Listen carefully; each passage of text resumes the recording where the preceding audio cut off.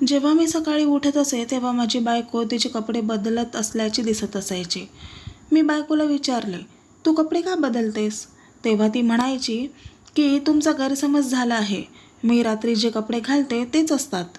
हे रोजचं असं होऊ लागलं. पण बायको मान्य करत नव्हती आणि रात्री मी कधी झोपत असे ते मलाही कळत नव्हते. एका दिवशी मी रूममध्ये कॅमेरा बसवला. जेव्हा मी कॅमेऱ्यात व्हिडिओ पाहिला तेव्हा माझ्या अंगावर काटा आला. कारण माझी पत्नी, माझं नाव मनीष आहे. माझे एक छोटेसे दुकान होते. मी लोकांची टी व्ही वगैरे दुरुस्त करायचो. मी 30 वर्षाचा होतो. आतापर्यंत माझे लग्न झाले नव्हते आणि आता मला माझे लग्न करायचे होते. मला आई वडील नव्हते आणि मला एकच भाऊ होता. म्हणूनच लग्न लावून द्यायला कोणीच नव्हते. आता मी स्वतः कोणाच्या घरी जाऊन सांगू शकत नाही की मी मुलगा आहे आणि तुमच्या मुलीला बघायला आलो आहे. माझे खूप चांगले मोठे मामा होते, जे माझ्या आई समान होते. म्हणतात ना की 2 वेळा मामा म्हटले तर मामा होते. तो खूप चांगला होता. त्याने माझ्यासाठी एक मुलगी बघितली होती आणि तिच्याबद्दल सांगताना तो तिची स्तुती करत होता की ती सुंदर आहे, शिकलेली आहे, ती एकुलती एक मुलगी आहे, ती तुझ्याच वयाची आहे. मी म्हणालो, जर ती इतकी चांगली मुलगी आहे तर तिचे वय 28 वर्षे आहे, तिची अजून लग्न झाले का नाही? तर मामा म्हणाले की खरं तर तिला स्वतःला कोणी पसंत पडत नाही आणि तिच्या आईवडिलांनी सांगितले आहे की जोपर्यंत ती कोणाला पसंत करणार नाही तोपर्यंत आपण लग्न करणार नाही. तुझा फोटो बघून तिने तुला पसंत केले. चांगले माणसे आहेत, त्यांचेही फारसे नातेवाईक नाहीत. लग्न सोहळा व्यवस्थित होईल, हुंडा देणारी कोणी नाही आणि आपल्या बाजूनेही काही मागणी नाही. त्यामुळे लवकरच लग्न होईल. तुझी बायको तुझ्याकडे येईल. ना कोणती मागणी, ना कोणतेही टेन्शन, ना पाठवण्याचं कोणताही विषय. तुला फक्त लग्न करून तिला सोबत घेऊन यायचे आहे. मी पण मामाला सांगितले, ठीक आहे, पण मला मुलगी तर दाखवा. पण मामा म्हणाले, त्यांनी मुलीचा फोटो दिला नाही. तर म्हणतात की आम्ही आमच्या मुलीचा फोटो कोणाला देत नाही आणि कोणाला दाखवत नाही. तुम्ही पाहिली ना, जर तुम्हाला तुमच्या भाच्याचे लग्न करायचे असेल तर ठीक आहे. आम्ही आमची मुलगी अशा पोरांना दाखवत नाही. मोठी माणसं भेटायला येतात ही वेगळी गोष्ट आहे. मी माझ्या मामाला म्हणालो, मुलगी ठीक आहे ना? तो म्हणाला, एकदम ठीक आहे, काळजी करू नकोस, तू विश्वास ठेव माझ्यावर. इतकी सुंदर मुलगी मी आजपर्यंत पाहिली नाही. मग मी माझ्या मामावर विश्वास ठेवला आणि तयार झालो. माझ्या पत्नीचे नाव सोनू होते. ती खूपच सुंदर होती. मामा अगदी बरोबर होता. ती माझ्याच वयाची होती, पण ती 28 वर्षाची दिसत नव्हती. ती 19-20 वर्षाची दिसत होती. जर एखाद्याला सांगितले की तिचे वय 20 आहे तर लगेच मान्य करत. कदाचित तिने स्वतःची खूप काळजी घेतली असावी. लग्नाला 2-4 दिवस उलटून गेले. नंतर एक दिवस मी पाहिले की माझी पत्नी रात्री दुसरे कपडे घालते आणि सकाळी दुसरे. पण मला आठवत नाही की तिने कधी कपडे बदलले आणि का. मी म्हणालो, रात्रीचे कपडे का बदललेस? ती म्हणू लागली, रात्रीचे कपडे कोणते? दिवसाचे कपडे कोणते? हे कपडे मी रात्रीच घातले होते. पण मला चांगले आठवते की तिने लाल कपडे घातले होते आणि आता ती निळ्या कपड्यात होते. मला वाटले की कदाचित माझ्याकडून चूक झाली असावी. पण सुरुवातीला नवऱ्याची बायकोवरून नजर हटत नाही.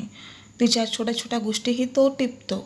माझी बायको चांगली होती, घरं व्यवस्थित सांभाळत होती, माझ्यासोबत पण चांगली राहायची. सर्व काही एकदम सुरळीत चालले होते. आयुष्य चांगलं चाललं होतं. पण आतापर्यंत ती मला लाजतच होती. एके दिवशी मी तिला म्हणालो, हे बघ, मी तुझ्यासाठी फळे आणले आहेत, बस आपण फळं खाऊ. ती म्हणाली की मी धुवून घेऊन येते. ती फळे खाण्यासाठी माझ्याजवळ बसली आणि मी एक छानशी फिल्म लावली. ती फळे सोलून माझ्याकडे ठेवत होती आणि मी चित्रपट पाहत होतो. मी ते फळ एका हाताने उचलून खाल्ले, पण थोड्या वेळाने मी तिच्याकडे पाहिले. ती माझ्याकडे चाल ठेवत होती आणि फळं डस्टबिनमध्ये फेकत होती. हे पाहून मला आश्चर्य झालं. तीही टी व्हीकडेच पाहत होती. मी म्हणालो, काय करतेस? हे पाहिल्यावर तिलाही आश्चर्य वाटले. ती म्हणू लागली की मी हे केव्हापासून करत आहे हे मला माहिती नाही. मला तर फळं तुमच्याकडे ठेवायला पाहिजे, तर मी ते कचऱ्यात फेकत आहे आणि साल कचऱ्यात टाकायची तर ती तुमच्याकडे ठेवू लागली. हे बोलून ती हसू लागली. मी पण हसलो, कारण कधी कधी असं होतं, माणसाचे मन भटकते. पण त्यानंतर ती मला सॉरी, मला माफ करा असे म्हणाली. मी म्हणालो, काही हरकत नाही, होतं असं कधी कधी. आपण रात्री बसून चित्रपट बघू. आमचे दिवस छान चालले होते, पण पुढच्या रात्री काय झाले काय माहिती. मला अशी गाढ झोप लागली आणि सकाळी डोळे उघडले तेव्हा मला माझी पत्नी पुन्हा कपडे बदलताना दिसली. मी बायकोला म्हणालो की तू इतके कपडे का बदलतेस? रात्री तुझे कपडे वेगळे असतात आणि दिवसा काहीतरी वेगळे असतात. तसे तर तुझे कपडे घाणसुद्धा होत नाहीत. ती म्हणाली, हे रात्रीचेच कपडे आहेत. तुला का संशय येतो माहीत नाही. मी रात्री हेच कपडे घातले होते, पण मला चांगलं आठवतंय की तिने रात्री दुसरे काही कपडे घातले होते. पण तिने कपडे कधी बदलले, ते का बदलले ते मला आठवत नाही.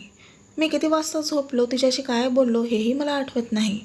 मी माझ्या खोलीत किती वाजता आलो ते मला आठवतही नाही आणि बेडवर कधी झोपलो तेही मला समजले नाही. आणि दिवस असेच जाऊ लागले. माझी पत्नी माझ्यासमोर जेवण ठेवत होती तेव्हा मी तिच्या हाताकडे लक्षपूर्वक पाहिलं तर तिथे मोठी जखम झाली होती. मी म्हणालो, काय झालं आहे हाताला? तू मला का नाही सांगितलं? इतके लागले आहे. ते दुखापत पाहता ती 1 दिवसाची आहे असे वाटत होते. ती म्हणाली की काही नाही, चाकू लागला आहे. मी पटकन त्यावर औषध लावले आणि पट्टी बांधली. 2 दिवस जुनी जखम एवढी खोल होती तर ज्या दिवशी लागले होते त्या दिवशी माझी पत्नीला दुखले नव्हते. ती मला सांगू शकत नव्हती का? हे खूप दुखत आहे म्हणून मी तिला डॉक्टरांकडे घेऊन गेलो असतो. आणि मला आश्चर्य या गोष्टीचे वाटत होते की जेव्हा एखादी व्यक्ती भाजी चिरते तेव्हा चाकू त्याच्या बोटाला लागतो. हातावर कसा लागतो? तो तिच्या हाताच्या वर कसा लागला? ती जखम खूप खोल होती. मी तिला मलमपट्टी केली आणि संध्याकाळी डॉक्टरांकडे घेऊन गेलो. डॉक्टरांनी सांगितले की अशा जखमा लगेच बऱ्या होत नाही. अँटीबायोटिक्स घ्याव्या लागतील आणि आठवडाभर मलमपट्टी करावी लागेल. परत आल्यावर मी माझ्या बायकोला समजावलं की तू मला परके समजतेस का? मला का नाही सांगितले तर? ती मला म्हणाली, मला वाटलं तुम्ही रागवाल. मी म्हणालो की मी काही वेडा आहे का? तुला दुखापत झाली आहे आणि मी रागवेल? ती म्हणाली की माझ्या घरचे असेच करायचे. अचानक तिचं तोंड बंद झाले. म्हणजे जेव्हा मला दुखापत व्हायची तेव्हा त्यांना खूप राग यायचा. ते म्हणायचे की मी पाहून काम करत नाही. बघून चालता येत नाही का? लक्ष कुठे असतं? तुझे हात पाय फुटले आहेत का? यावर मी हसलो आणि म्हणालो की आईवडील असेच असतात. ते मुलांना ओरडतात पण प्रत्यक्षात ते खूप प्रेम करत असतात.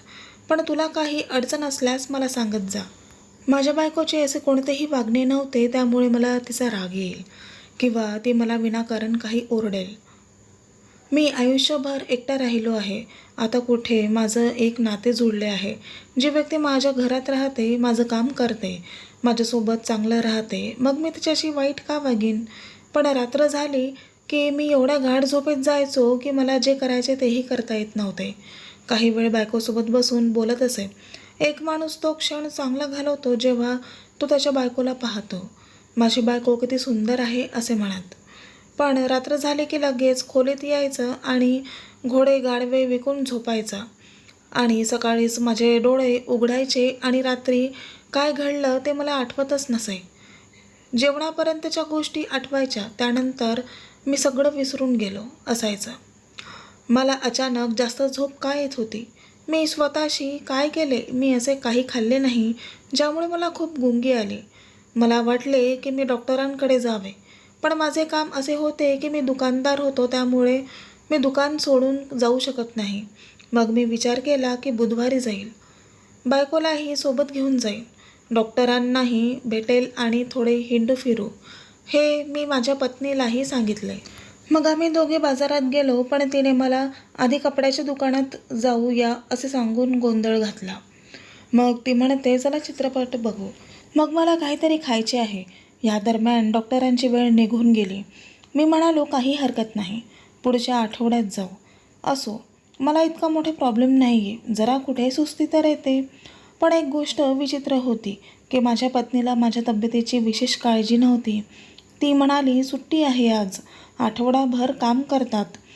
आजचाच दिवस तुम्हाला फक्त माझ्यासोबत घालवायचा आहे. त्याने तिच्या सर्व इच्छा पूर्ण करून घेतल्या. भरपूर पैसाही खर्च केला. मग मी म्हणालो की पुरुष जे काही कमावतो ते बायको मुलांसाठीच कमावतो आणि आता मूल नाही असे कारण नाही. 2 महिने होत आले आहे पण बायकोने अजून काही गुड न्यूज दिली नव्हती. एखाद्या लहान गुंडस मूल लवकर आले असते तर माझी फॅमिली पूर्ण झाली असते, पण तसे झाले नाही. असेच दिवस जात होते. बायकोला कपडे बदलण्याची खूप सवय होती, पण एक गोष्ट खूप आश्चर्यकारक होती की ती जेव्हाही बाजारात जायची तेव्हा ती खूप कपडे विकत घ्यायची. ते एकदा घातलेले कपडे पुन्हा घालत नसे. तिने घरूनही भरपूर कपडे आणले होते. मीही तिच्यासाठी खूप कपडे पण घेतले होते. मला जे आवडेल ते मी घेत असे. विचार केला की खर्च करायला दुसरे कोणी नाही. मी माझ्या बायकोला सगळ्या गोष्टी द्यायचो, जेणेकरून तिला आनंद होईल. पण महिन्याच्या खर्चासाठी मी तिला पैसे देईल तेव्हाही ती फक्त कपडेच घ्यायची. एका दिवशी ती म्हणू लागली की रेशनचे पैसे कमी पडले म्हणून तिने उधारी घेऊन ठेवली आणि तुम्ही पैसे देऊन या. मी म्हणालो की तुला गरजेपेक्षा जास्त पैसे दिले होते, मग कमी कसे पडले? मागे दुकानात सेल असल्याचे सांगितले. मी तिथून 4 सूट आणले आहेत, असे ती म्हणाली. तसं तर माझ्या बायकोवर कोणत्याच वाईट सवयी नाही आहे, तरी बायकोची ही सवय आता समोर येत होती. ती खूप पैसा खर्च करायची. एका दिवशी मी माझ्या पत्नीला काळ्या रंगाच्या सूटमध्ये पाहिले. ती खूप क्यूट दिसत होती. काही दिवसांनी एका मित्राच्या घरी जेवायला जायचं होतं. मला तिचा फोन आला की मी कोणते कपडे घालू? माझ्याकडे कपडेच नाहीत. मी म्हणालो, काय प्रॉब्लेम आहे? या बायकांचा कपाट भरले आहे तरीही ती विचारते की माझ्याकडे कपडेच नाहीत म्हणून. मी म्हणालो की तू ब्लॅक फ्रॉक घाल, तू खूप क्यूट दिसत होतीस त्यात. ती म्हणाली की तो माझ्याकडे नाही, कुठे गेलाय माहीत नाही. मी म्हणालो, इथून कुठे गेला असेल? म्हणजे घरातच असेल. ती म्हणाली, नाही तो नाही आहे, तू मला नवीन सूट घेऊन ये. यावेळी मी तिला सूट देऊ शकलो नाही, कारण महिना संपत आला होता. मला चांगला सूट घ्यावा लागला असता, 3 ते 4 हजाराचा. मी म्हणालो, तिचा सूट तिथेच पडलेला असावा, तिला दिसला नसावा. मी घरी निघालो, मी शोधून देईल म्हणालो. पण जेव्हा मी तिचे कपाट उघडले तेव्हा मला आश्चर्य वाटले. आता तर 2-3 कपड्यांशिवाय कपडेच नव्हते. ती खूप कपडे खरेदी करायची आणि मी पण आणायचो. तिच्या वॉर्डरोबमध्ये सुई ठेवायलाही जागा उरली नसेल, पण असं काही नव्हतं. मी म्हणालो, तुझे कपडे कुठे आहेत? तर ती म्हणू लागली की सगळे कपडे घाण आहेत, मी अजिबात धुतले नाहीत. मी म्हणालो, ठीक आहे, आता 1 तास अजून काळा सूट धुऊ आणि ड्रायर मशीनमध्ये वाळव, इस्त्री मी करेल. ती म्हणाली, नाही, माझ्याकडे काळा सूट नाही, तो वॉर्डरोबमध्ये नाही, तुला मिळणार पण नाही, तो इथे अजिबात नाही. मी म्हणालो, का कोणाला दिला आहेस का? गाववालीने मागून घेतल्याचे तिने सांगायला सुरुवात केली आणि तो खूप चांगला आहे असं म्हणून तो परतही केला नाही. मी म्हणालो, घेऊन ये. ती म्हणाली, ती घरी नाही. आता मला माझ्या बायकोचा राग आला. मी म्हणालो, तुला कपडे धुता येत नाहीत आणि तू तुझ्या वस्तू इतरांना का देतेस? मग मला पुन्हा तुझ्यासाठी सूट घ्यावा लागेल. मी घाईगडबडीत बाजारात गेलो आणि तिच्यासाठी एक छानसा सूट आणला. माझा खिसा रिकामा झाला. आता मला खूप राग येत होता, पण मला मेजवानीला जायचं होतं, त्यामुळे मूड खराब करायचा नव्हता. बायकोला तयार व्हायला सांगितलं आणि आम्ही मेजवानीला गेलो. पण मेजवानीला गेल्यानंतर काय झालं ते पाहून आश्चर्य वाटलं. माझी बायको खूप सुंदर दिसत होती. सर्वजण तिच्याबद्दल चांगले बोलत होते. मी तिला माझ्या मित्रांच्या बायकांकडे सोडून माझ्या मित्रांकडे गेलो. ती महिलांशी बोलेल. दुरून पाहिल्यावर चांगल्या गोष्टी घडत आहेत असे वाटत होते, पण वाईटही असू शकतात. खूप छान वातावरण होते. पार्टी फूड लवकरच लागणार होते, पण तेवढ्यात बाईच्या रडण्याचा आवाज आला. तिथे पाहिल्यावर मला धक्काच बसला की माझ्या बायकोने माझ्या मित्राच्या बायकोच्या डोक्यावर काचेची बाटली मारली. तिला खूप दुखापत झाली होती. तिला खूप वेदना होत होत्या. माझा मित्र त्याच्या बायकोकडे सरकला. सगळे माझ्या बायकोकडे वेगळेच बघत होते. माझी पत्नी पळत जाऊन गाडीत बसली. मी माझ्या मित्राच्या बायकोला मदत करण्याचा प्रयत्न केला, पण मित्र म्हणाला, इथून निघून जा. तुझ्या बायकोला कधीही आणू नकोस. सगळे माझ्याकडे विचित्र नजरेने बघत होते. मी गाडीत आलो. मी म्हणालो, तू असं का केलंस? पण माझी पत्नी बेशुद्ध पडली होती. मलाही आश्चर्य वाटले की मी तिला दवाखान्यात नेले. डॉक्टर म्हणाले, तुमची बायको भीतीमुळे बेशुद्ध झाली. मी आश्चर्यचकित झालो. तिला घरी आणले. तिला विचारले, तू असे का केलेस? तिचा अपमान करत असल्याचे तिने सांगितले. त्यावर तिला राग आला. मी म्हणालो, तुला राग आला की लोकांशी तू असं वागतेस? असं वागायला नको होतं तू. त्यामुळे माझी किती बदनामी होईल माहीत आहे का? माझा अपमान होईल. माझी पत्नी रडू लागली आणि माझी माफी मागू लागली. त्यानंतर अचानक तिची प्रकृती ढासळू लागली. मी म्हणालो, ठीक आहे, माझ्या पत्नीची वागणूक अजिबात योग्य नव्हती. ती काय करते हे मला शोधायचे होते. तिने बरेच सूट खरेदी केले, परंतु तिचे सूट घरात नव्हते. तिच्या शरीरावर नेहमीच जखमा असतात आणि ही विक्षिप्त कृत्य करते जे सामान्य व्यक्ती करू शकत नाहीत.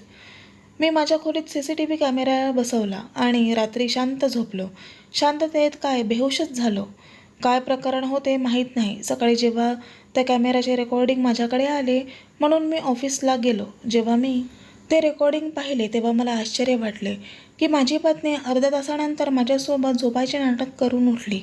मग तिने मला चेक केले. ती मला हलवत होती, जणू ती मला उठवत होती. तरीही मला जागेत नव्हता. याचा अर्थ मी झोपलो नव्हतो, तर मी बेशुद्ध पडलो होतो. ती मला बेहोश करायचे. कदाचित ती जेवणात काहीतरी मिसळत असावी, कारण ती येण्यापूर्वी असं काही घडत नव्हते. त्यानंतर तिने परिधान केलेले कपडे बदलले. तिने घातलेले कपडे कात्रीने कापायला सुरुवात केली. ते कापून त्यांची इतकी वाईट अवस्था झाली होती की त्यांना दुरुस्त करूनही कोणीही त्यांना घालू शकत नाही. मग ते पिशवीत ठेवले. तिने कपाटाचा एक भाग उघडला. त्यात तिने बॅग ठेवली होती. व्हिडिओमध्ये दिसत होते की वॉर्डरोबच्या एका भागात अशा हजारो कापडी पिशव्या होत्या. म्हणजे ती तिचे सगळे सूट असे फाडायची, कापायची आणि या पिशव्यांमध्ये टाकायची आणि तिथे फेकायची. माझी पत्नी विचित्रपणे वागत होती. कधी ती इकडे तिकडे जायची, कधी आरशात स्वतःला बघायची आणि मग येऊन झोपी जायची. हे दृश्य पाहून माझा आत्मा थरथरू लागला. मी खूप अस्वस्थ झालो होतो. मला समजले की माझी बायको नॉर्मल नाही आहे, म्हणूनच तिचं अजून लग्न झालेले नाही. तिच्या अंगावर मला दिसलेले जखम ती स्वतः करायची. तिचे कपडे कात्रीने कापायची, मग ते पिशवीत टाकून ठेवायची. मला वाटतंय की हे मानसिक आजार होतं तिला. मी सकाळीच थेट तिच्या कुटुंबियांकडे गेलो. त्यांना काही व्हिडिओ दाखवले. सगळे सांगितलं. ते म्हणाले, आमच्या मुलीला मानसिक आजार आहे, त्यामुळेच तिचे लग्न केले नाही. तू एकटाच आहेस, तुमच्याकडे कोणी नव्हते, म्हणूनच आम्ही तुमच्या स्थळाला हो म्हटलं आणि तुमच्यासोबत पाठवले. नाहीतर सासू सासऱ्यांचा मामला असता तर पहिल्याच दिवशी कळले असते. पण तू एकटा होतास म्हणून कदाचित कळले नाही. मला धक्का बसला. मी म्हणालो, तुम्ही माझं आयुष्य उद्ध्वस्त केले. आता मी काय करू? ते म्हणाले, आम्ही तिच्यावर खूप उपचार केले, पण ती बरी होत नाही आहे. डॉक्टर तिला वेडांच्या इस्पितळात पाठवायला सांगतात. मी म्हणालो, तेच करायला हवे होते. माझे आयुष्य वाया गेले नसते. मला बेशुद्ध करणारी कसली बाई उद्या मला ती विषही देऊ शकते. मी माझ्या पत्नीला तिच्या कुटुंबियांसह सोडले.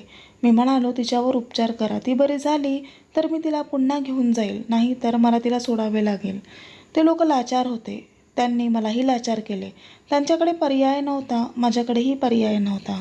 ते तिच्याच घरी राहत असते. तिच्यावर उपचार होत असल्याचे सांगितले जाते, पण त्याचा काही परिणाम होतो की नाही हे माहीत नाही. माझ्याशी खोटे बोलले गेले. माझ्या पत्नीबद्दलची सत्य मला सांगितले गेले नाही. त्यांनी मला सांगितले असते तर आज हे सर्व घडले नसते. आता माझी बायको बरी झाली तर मी तिला घेऊन जाईल, नाही तर मला तिला सोडून द्यावे लागेल. पण मला तसे करायचे नाही. मला तिच्यासोबत राहायचे आहे. उपचार करून घ्या. उपचाराचे सर्व पैसे मी देईल असे सांगितले. मला माहीत नव्हते की काय होईल, ती बरी होईल की नाही. परंतु या क्षणी मी फक्त प्रार्थना करतो की ती बरी झाली तर बरे होईल, कारण ती माझी पत्नी आहे.